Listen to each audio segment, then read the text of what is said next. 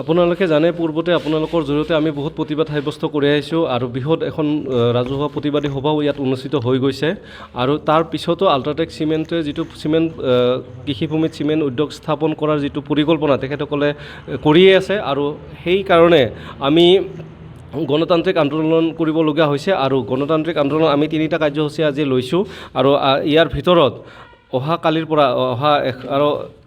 1 জানুৱাৰীৰ 25ৰ পৰা এই চিমেণ্ট উদ্যোগৰ ফলত চিমেণ্ট উদ্যোগৰ আশে-পাশে থকা 10 কিলোমিটাৰ ব্যাসাৰ্ধৰ যিখিনি গাঁও ইয়াত প্ৰভাৱিত হ'ব বা ইয়াত ক্ষতিগ্ৰস্ত হ'ব সেই গাঁওসমূহত গাঁৱে গাঁৱে গৈ আমি গাঁও সভা কৰিম আৰু সেই গাঁও সভাখিনি কৰি গোটেই ৰাইজক এই চিমেণ্ট উদ্যোগৰ পৰা হ'ব পৰা যিখিনি সম্ভাৱিত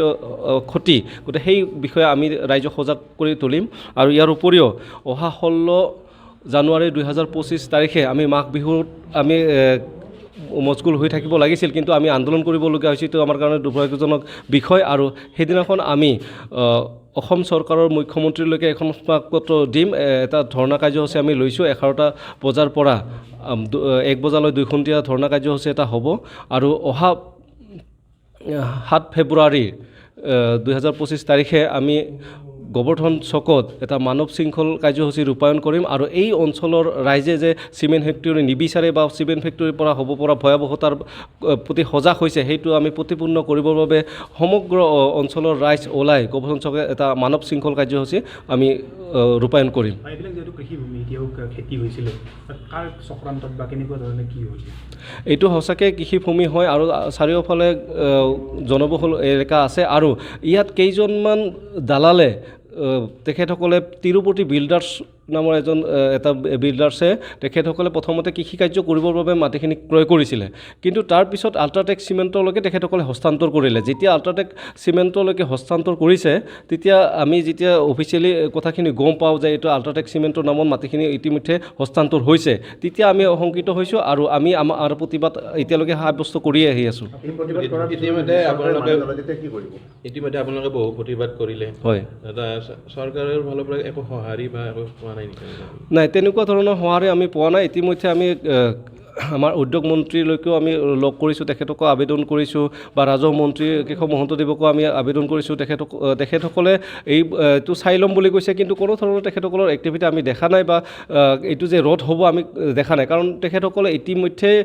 যিখিনি ক্ৰয় কৰিছে বা আল্ট্ৰাটেক চিমেণ্টৰ উদ্যোগৰ নামত যিখিনি মাটি হৈছে সেইটোতো হৈ গৈছে। তাৰপিছতো আৰু মাটি ক্ৰয় কৰাৰ যিটো প্ৰৱণতা তেখেতসকলৰ ইতিমধ্যে গাঁৱত গৈ মানুহক বিভিন্ন প্ৰলোভন দি মাটি ক্ৰয় কৰিয়ে আছে, কৃষিভূমি ক্ৰয় কৰিয়ে আছে তেখেতসকলে। ইয়াত বিশেষকৈ আমি ক'ব পাৰোঁ, আগতেও আপোনালোকক কৈছোঁ, সুন্দৰ দাস বুলি এজন ব্যক্তি আছে আৰু অকণ কাকতি, পৰিমল ৰাভা, ৰঞ্জিত দাস এনেকুৱা ধৰণৰ মুষ্টিমেয় কেইজনমান ব্যক্তি য'ত এই কাৰ্যৰ পৰা বিৰত ৰাখিবৰ কাৰণে বিভিন্ন ৰাইজৰ পৰা তেখেতসকলৰ নিজৰ ৰাইজগৃহৰ পৰা তেখেতসকলক কৰিছিল আৰু য'ত তেখেতসকলে কথা নামানাৰ কাৰণে তেখেতসকলৰ যি এই অঞ্চলত যিখিনি অনুষ্ঠানত তেখেতসকলে জড়িত হৈ আছিলে,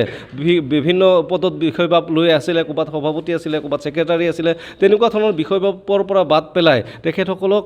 ৰাইজৰ পৰা বহিষ্কৃতও কৰিছে। গতিকে তাত স্বত্তেও তেখেতসকলে কেইটামান টকাৰ বিনিময়ত এই অঞ্চলটোক এটা অন্ধকাৰলৈকে ঠেলি দিব বিচাৰিছে। আমি তেখেতসকলক সকীয়াও দিওঁ, যদি এনেকুৱা কাৰ্যৰ পৰা তেখেতসকলে বিৰত নহয় তেতিয়াহ'লে ৰাইজৰ দোষত তেখেতসকলে পৰিব। তেতিয়া কিন্তু ৰাইজ সজাগ হোৱাৰ পিছত তেখেতসকলে কিবা এটা হ'লে তেখেতসকলে দায়ী হ'ব। আচলতে যিজন সুন্দৰ দাস তেখেত এজন জলসিঞ্চন বিভাগৰ চাকৰিয়াল হয়, তেখেতে মাটিৰ দালালো হয় আৰু মাটিৰ দালালৰ প্ৰমাণপত্ৰ আমি ইতিমধ্যে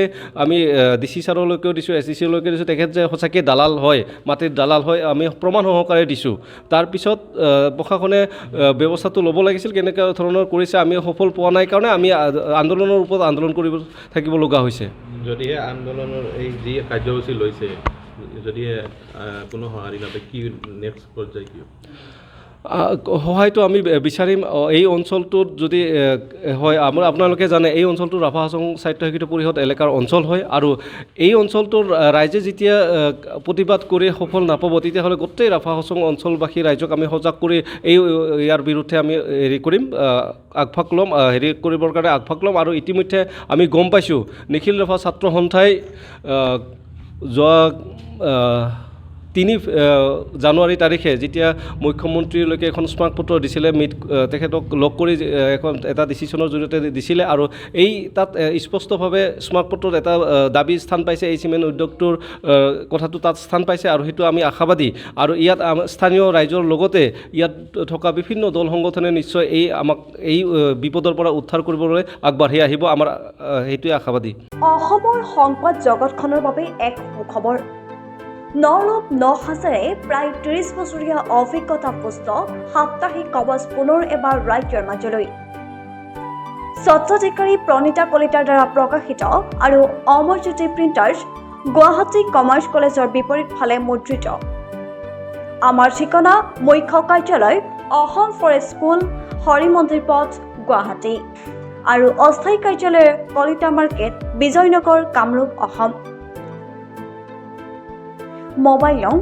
9435114666 আৰু 7024722813